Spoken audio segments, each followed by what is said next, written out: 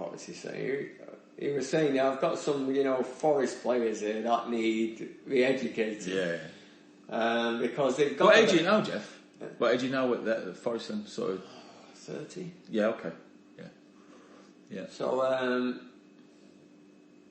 gone there, and he was a bit more than 30, actually.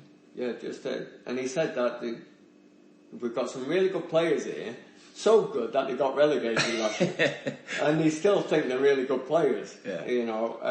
We need some character in the dressing room. So I went there and set off really well at Forest. And like I say, was in a decent side. We've got Kevin Campbell and Pierre Van Eyck on front. And I played about 28 games. Right. In probably a season where we probably expecting to play about 15 or something, the way he was talking to me. And the atmosphere in the dressing room, when you're winning, it's great. And there was some good characters there as well. And you had the history of the Cloughie years just gone. Yeah. But the crowd seemed to accept what the next generation was about to bring. And they loved watching it equally as well as watching the Cloughie years that particular year, because we were banging in goals, scoring 4 5s every week, and I felt I played a good part in it. I was happy with that. But then got into the Premiership. That's when I moved over to Nottingham to really concentrate on getting really, really fit again, because I was finding myself. Thinking that I'm going to earn myself a good contract again if I play at this level.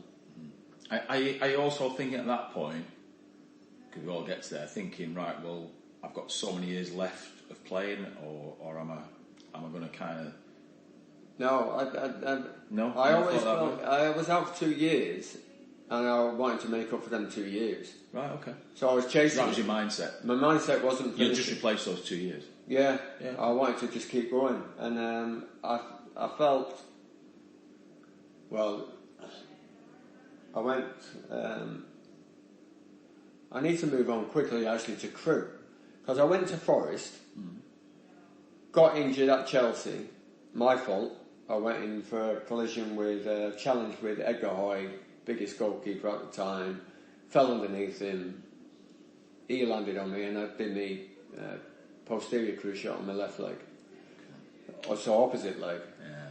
And I walked off that after about 10 games in the Premierships. We were mid-table and doing all right, scored a few goals, and then that was that season gone. And so then Forest ended up rock bottom by Christmas, got relegated. So I was watching that all going, and I thought, right, I'm struggling to get fit enough to get a contract at Forest again. Yeah. Dave Bassett got sacked before the end of the year. He went up to Barnsley. Yeah. So I was just getting myself to a level where wasn't fit enough to get anywhere near getting through a medical. And he said to me, I'm up at Barnsley, there's some good lads here. So he took me up to Barnsley, and I didn't get fit till mid-September. And I think I made my first appearance at Barnsley at Oakwell.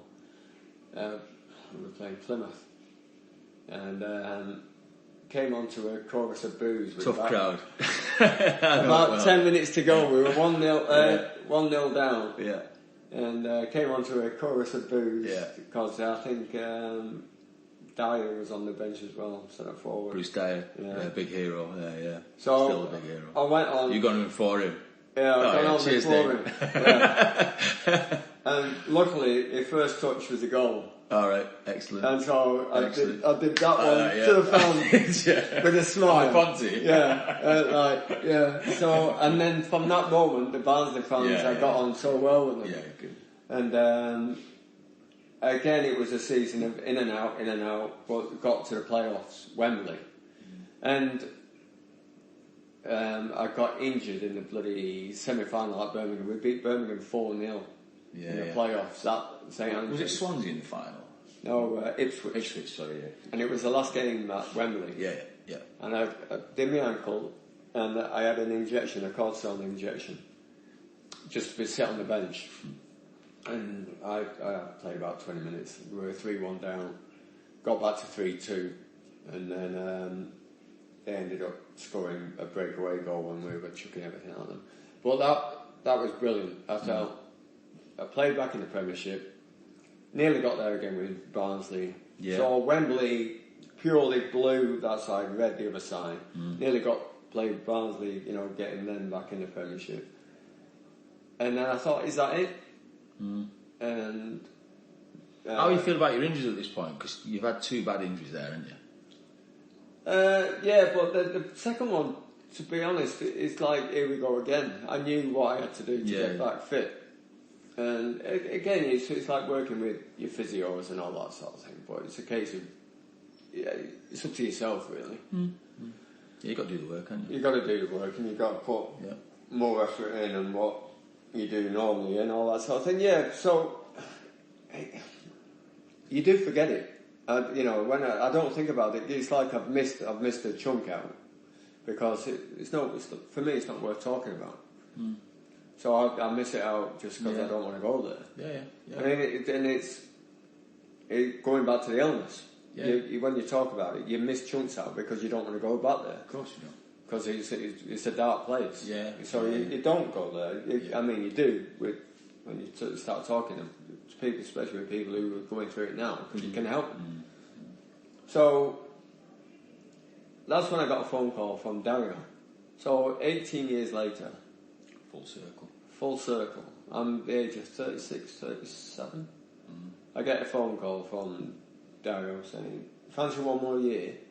And I'd already sort of, from Barnsley, I went on loan when Dave Bassett got sacked. Went Notts County for a few games. Started off alright, and then it was in the midwinter, and some of the pitches I was playing on were like proper bogs again.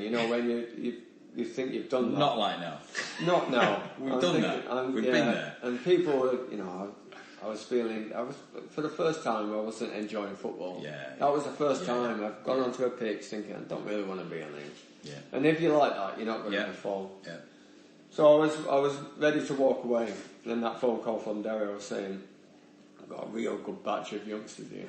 Dean Ashton, Rob Bulls, Varney and all that sort of thing. You fancy one So more were they year. Division 1 then? They were Championship. Yeah, of course they were. Championship. Well, yeah.